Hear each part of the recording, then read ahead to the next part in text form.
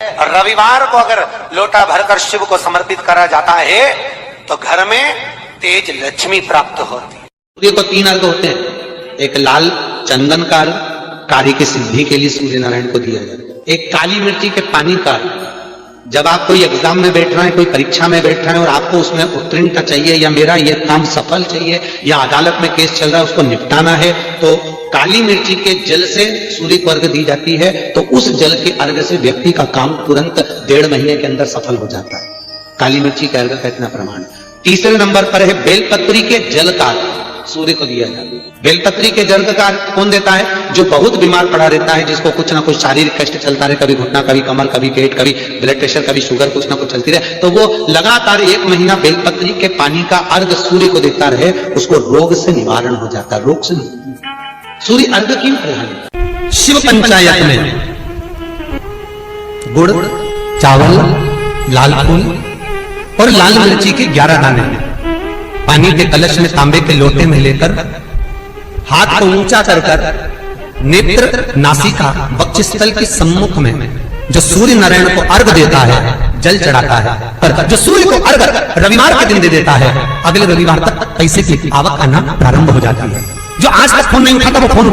पौष के महीने में 7 बेलपत्र, 1 लोटा पानी, 1 जल का पात्र, और उस साल 7 बेलपत्र में भी मध्य की बेलपत्र में बीच वाली पत्ती पर केसर का भाग घिस कर चंदन बनाकर उससे ओम लिखकर, और दोनों जो पत्तियां हैं उस पर गणेश जी, रिद्धि सिद्धि और माता पार्वती जी का, कार्तिकेय जी का स्मरण कर कर उस पत्ती पर केसर चंदन की बिंदी लगाकर बाबा देवाधिदेव महादेव को अशोक सुंदरी की जगह पर समर्पित करी। और उसी में से 1 बेलपत्र वापिस बाबा से लेकर आइए कि मेरा ये कार्य है बाबा और आपको करना है।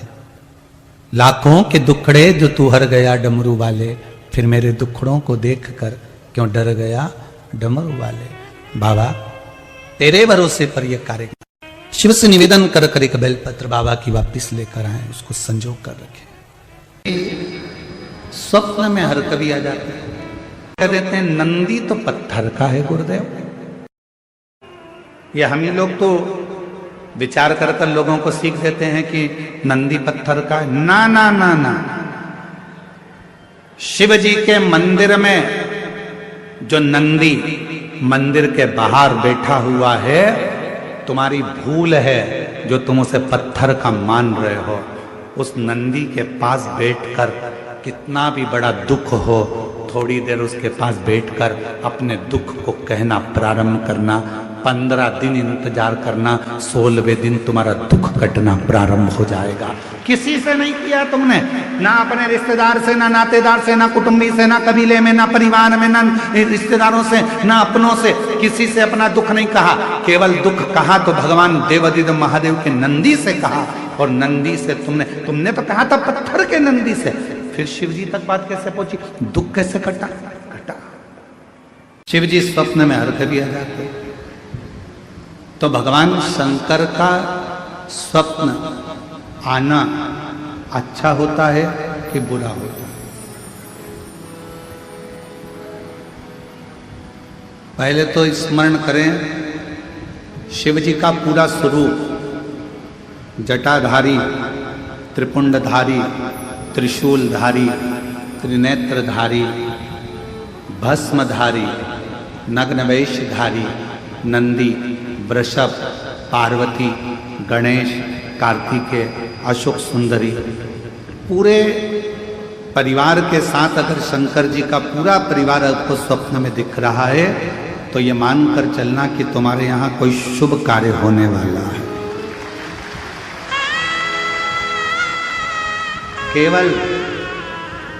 केवल और केवल भगवान शंकर त्रिशूल लेकर, त्रिपुंड लगा है, जटाजूड़ बांधे हुए हैं, भस्म रमी हुई है, मृगछाला पहने हुए हैं, बागंबरधारी है, रुद्राक्ष की माला है, चेहरे पर मुस्कुराहट है, अकेले शिव त्रिशूल के साथ नजर आ रहे हैं, तो समझना कोई संकट आने वाला था, उसको टालने के लिए मेरा शंकर तुम्हारे स्वप्न में आकर खड़ा। और यदि भगवान शंकर का कोई शिवलिंग नजर आ रहा है?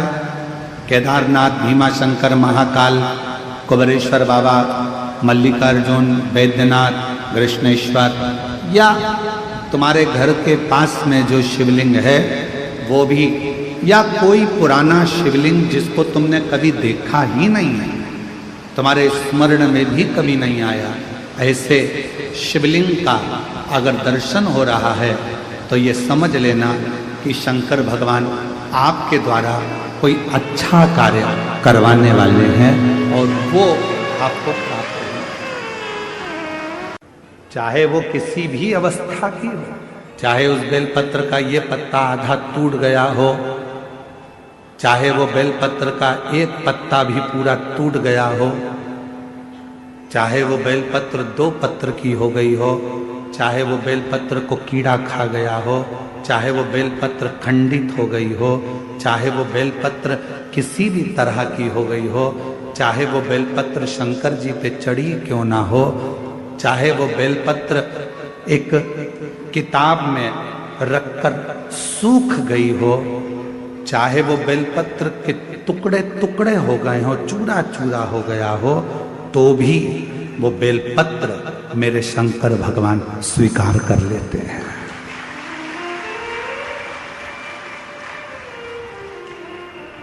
तो भी मेरे शिव स्वीकार कर लेते हैं।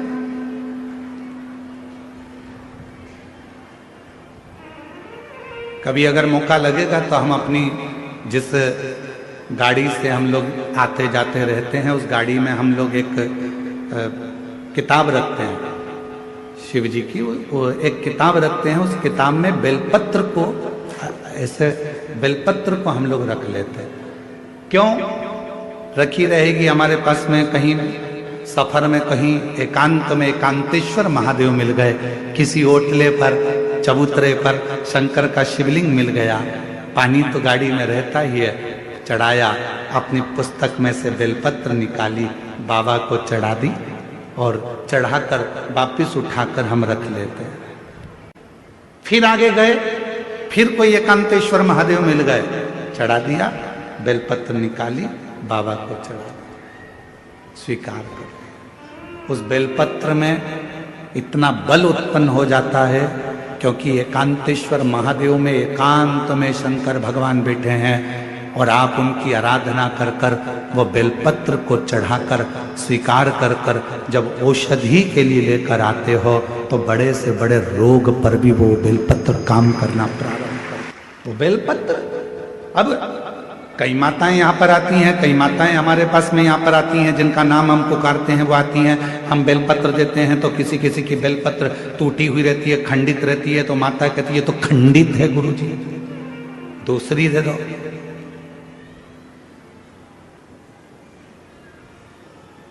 दूसरी दे दो। अब हम आपसे एक बात पूछें, जरा उत्तर दोगे क्या? तुम्हारे को बीपी है, ब्लड प्रेशर है, और तुम्हें डॉक्टर ने गोली दी है, ठीक है, समझना जरा बहुत अच्छे से, बीपी है, ब्लड प्रेशर है, एक गोली डॉक्टर ने दी है कि रोज खाना, और तुम्हारा पोता, तुम्हारा नाती उस गोली को तोड़ दिया, गोली के 2 टुकड़े कर दिए उस नाती ने। अब वो गोली 2 टुकड़े हो गए, 3 टुकड़े हो गए, तो क्या तुम वो गोली खाओगे तो असर नहीं करेगी क्या? बोलो तो जम के, करेगा ना? गोली तो असर करेगी, भले उसके 3 टुकड़े हो गए, 4 टुकड़े हो गए, 5 टुकड़े हो गए।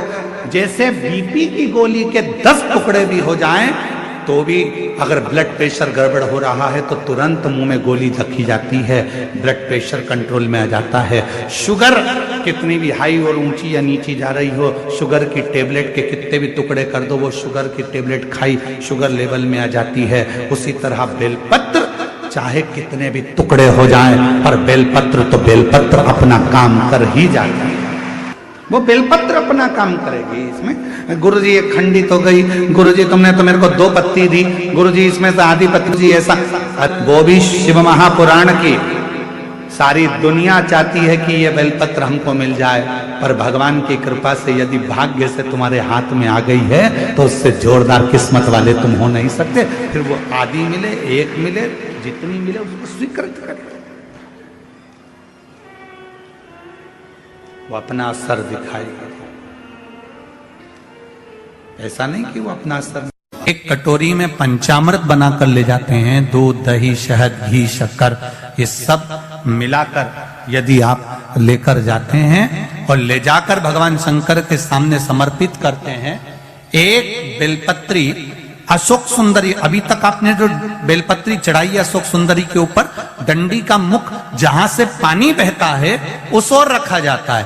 पर जब हमें ऐसा लग रहा है कि हमारे पितृ भूखे हैं या हमारे पूर्वज प्यासे हैं या उनको भाग नहीं मिल रहा, इसलिए मेरा कोई काम नहीं हो रहा, इसलिए शिव राजी नहीं हो रहा है, तो ये बेलपत्री के भाग को बदल दिया जाता है। ये बेलपत्री अशोक सुंदरी की जगह पर जब चढ़ाया जाता है तो ये पत्ती का जो भाग है जहां से पानी बहता है उस ओर रखा जाता है, और ये डंडी का भाग शिवलिंग की ओर रखा जाता है। और यहीं पर भगवान शंकर को जो तुम पंचामृत बनाकर लेकर गए हो वो पंचामृत चढ़ाया जाता है, और वही पंचामृत थोड़ा सा शिवलिंग पर चढ़ा दिया जाता है। उसके बाद में पितृ पूर्वज जल की आस नहीं रखते, न भोजन की आस रखते हैं, क्योंकि शंकर उनको तृप्त कर देते हैं, शिव उनको पूर्ण कर देते हैं। ध्यान देना इस कथा पर।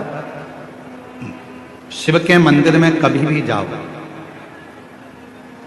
तुम्हारा बेटा कोई नीट का एग्जाम दे रहा है, कोई कंपटीशन एग्जाम दे रहा है, तुम्हारी बेटी कोई परीक्षा दे रही है, तुम्हारा बच्चा, बेटा बेटी, पति पत्नी कोई भी कोई एग्जाम में बैठने का प्रयास कर रहा है, पहले तो उससे कहो कि अपनी मेहनत 4 गुना कर, खूब पढ़, परिश्रम 4 गुना कर। और मान लो 5-6 बार दे चुका, 2-4 साल हो गए, 5 साल हो गए, तो फिर उससे कहो शंकर के मंदिर में 7 दुर्वा लेकर जाओ। कितनी दुर्वा? यहां क्या बोलते हैं झारखंड में? दुर्वा कि दूब बोलते हैं? दुर्वा। 7 दुर्वा शिव के मंदिर में लेकर गए। जब जल का पात्र साथ में, 7 दुर्वा को नीचे की ओर रखो हथेली पर, जल का पात्र हाथ में लेकर भगवान देवाधिदेव महादेव को जल समर्पित करो। 7 दुर्वा में से 6 दुर्वा षडानंद कार्तिकेय जी को समर्पित कर दो, 1 दुर्वा भगवान शंकर के शिवलिंग पर चढ़ दो। अपने हाथ की 3 उंगलियां शिवलिंग का स्पर्श करो और अपनी कामना कहकर, बाबा बहुत एग्जाम दे चुका हूं, बेटा बेटी ने बहुत परीक्षा दी है, हो नहीं रहा बाबा, अब आपके भरोसे है। बाबा को विनय करो, शिव जी पे चढ़ी दुर्वा वापिस लेकर आओ। जिस बच्चा जब एग्जाम के लिए जाए, परीक्षा देने के लिए जाए, उस दिन वो दुर्वा को अपने मस्तक पर प्रणाम कर कर, नमन कर कर, षडानंद कार्तिकेय का स्मरण कर कर फिर एग्जाम के लिए जाए। पढ़ाई अच्छी करना, दिल से करना, मेहनत ज्यादा करना, और एक बार ये प्रयोग कर कर देखना, मेरा षडानंद कार्तिकेय सफलता जरूर प्रदान करे। 6 मुख से षडानंद कार्तिकेय जी का जो वर्णन हमारे शिव महापुराण में किया गया है, स्कंद पुराण में किया गया है, षडानंद कार्तिकेय जी फल शीघ्र प्रदान करते हैं, शीघ्र। किसी को हल्के में मत लेना, किसी को कमजोर मत समझना। कब किससे कहां पाला पड़ सकता है कोई मालूम नहीं है। लोग समझते हैं गरीब है, लोग समझते हैं ऐसा है, अनपढ़ है, बेकार है, गरीब है, लोग उसको धुतकारते हैं, हटाते हैं, पूछते नहीं है, समझते नहीं है। तुम क्या सोच के बैठे हो कि जिंदगी में वो हमेशा गरीब ही रहेगा? शिव पुराण की कथा कहती है, अगर मेरे बाबा देवाधिदेव महादेव के भजन में वो लग गया, भले गरीब है, तुमने नहीं पूछा, सम्मान नहीं दिया, आदर नहीं किया, सत्कार नहीं किया, उसको कुछ भी नहीं किया तुम लोगों ने, और वो गरीब था, गरीब था, गरीब था, और एक दिन वो शिव पुराण की कथा में पहुंच गया और उसने अपने मंदिर में 1 लोटा जल चढ़ाना प्रारंभ कर दिया, और एक दिन मेरे महादेव ने उसका हाथ पकड़कर उसे उन्नति की सीढ़ी पर चढ़ा दिया, तो एक दिन तुमको भी उसके हाथ जोड़ना पड़। तो कोई कह रहा था, गुरुजी क्या हम गिलास से शंकर जी को जल चढ़ा सकते हैं मंदिर में जाकर? क्या हम गिलास से शिव जी को जल चढ़ा सकते हैं? हमने मना करा, हमने कहा ना ना ना ना, ये गिलास से जल नहीं, लोटे से जल चढ़ता। गिलास का जल और लोटे के जल में क्या अंतर है, किसी डॉक्टर के पास जाकर पूछिए। गिलास के जल में और लोटे के जल में क्या अंतर है, किसी विद्वान से जाकर पूछिएगा। गिलास के जल में और लोटे के जल में क्या अंतर है, किसी आयुर्वेद से जाकर पूछिएगा। गिलास के जल में और लोटे के जल में क्या अंतर है, किसी होम्योपैथिक वाले से जाकर पूछिएगा कि गिलास के जल से बीमारी बढ़ती है और लोटे का जल जब बिंदु को केंद्रित करता है, जब हम भगवान शंकर को चढ़ाते हैं तो एक केंद्र बिंदु बनता है। उस केंद्र बिंदु का जल जब हम आचमन करते हैं तो वो रोग को मुक्त करता है। दुनिया के लोग कहते हैं सियोर वाले महाराज ने कह दिया तांबे के लोटे में जल लो, शिव जी को चढ़ाओ, उसका क्या प्रभाव पड़ेगा। हम कहते हैं उससे एक बिंदु, आज का विज्ञान, आप जाकर सब कुछ हमारे विज्ञान से जुड़ा हुआ है। जितना भी शिव की आराधना है, एक बेलपत्री भी चढ़ा रहे हो तो विज्ञान से जुड़ी हुई। शिव जी को जल चढ़ा रहे हो वो हमारे विज्ञान से जुड़ा हुआ, हमारे साइंस से जुड़ा हुआ।